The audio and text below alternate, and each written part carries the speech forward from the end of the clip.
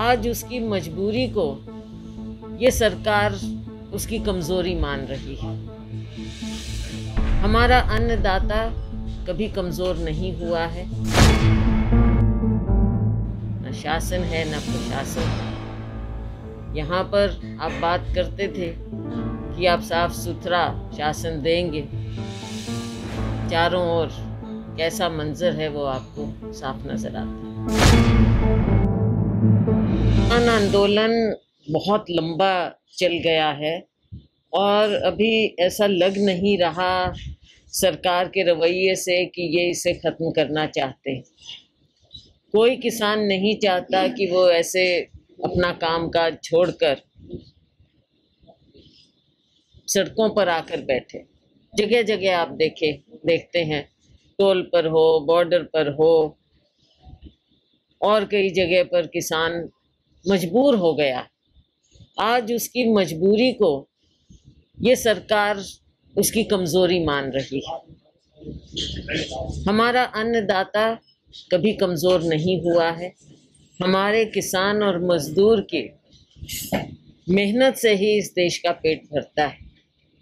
और अगर इस बात को ये सरकार नहीं पहचानती तो ये देश के लिए और इस सरकार के लिए बहुत घातक साबित होगा।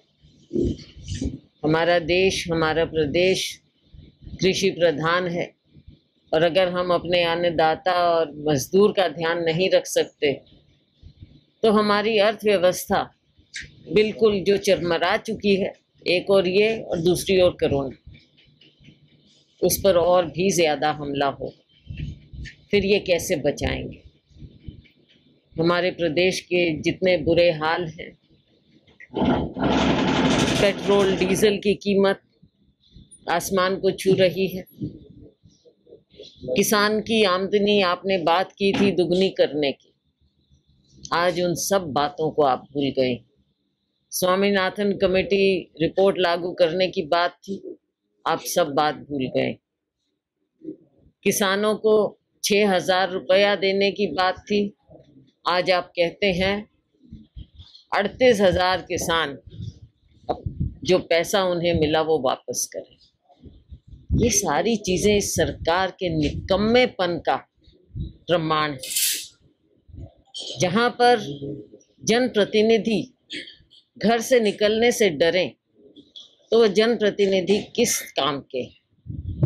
लोगों के बीच में जो ना जा सके, जिन लोगों ने उन्हें बनाकर भेजा, अगर आप उनका ही सामना नहीं कर सकते तो ये सरकार नाम की कोई चीज़ नहीं।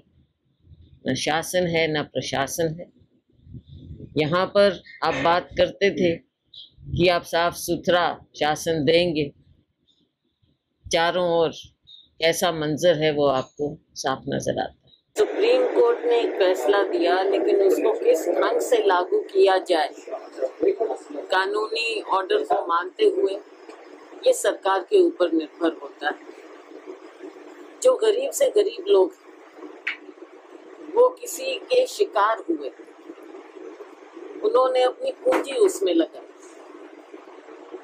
सरकार को बहुत ही संवेदनशीलता से उनके साथ पेश आना चाहिए, उनको बसाना चाहिए। सरकार की इतनी बड़ी बड़ी स्कीमें होती हैं गरीब लोगों के लिए, क्या हुआ उन स्कीमों का? उसकी ओर इस सरकार का कोई ध्यान नहीं। उल्टा उनकी बात को समझना, उसका हल निकालना, ये बात दूर की बात हो गई। ये सरकार तो विश्वास रखती है दमनकारी नीतियों में।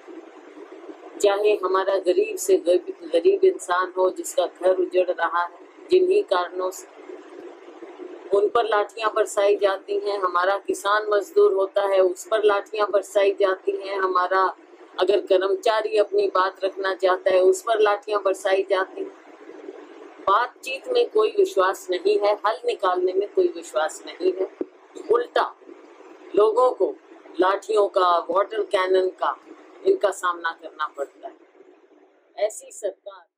सड़कों की हालत हम यही देख रहे थे कि जितना समय लगना चाहिए था हमें यहाँ पहुँचने पर, तो उससे तो कई गुना ज्यादा समय लग गया।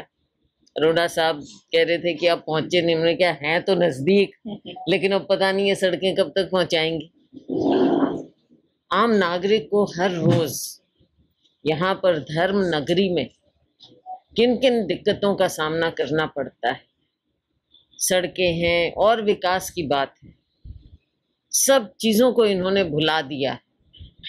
आज ये बातें विकास साथ कोई मायने नहीं रखती हैं इस सरकार के लिए, और आम नागरिक को इतनी बड़ी भूल का खामियाजा भुगतना पड़ रहा है जिसमें इनको 40 सीटें मिली थी।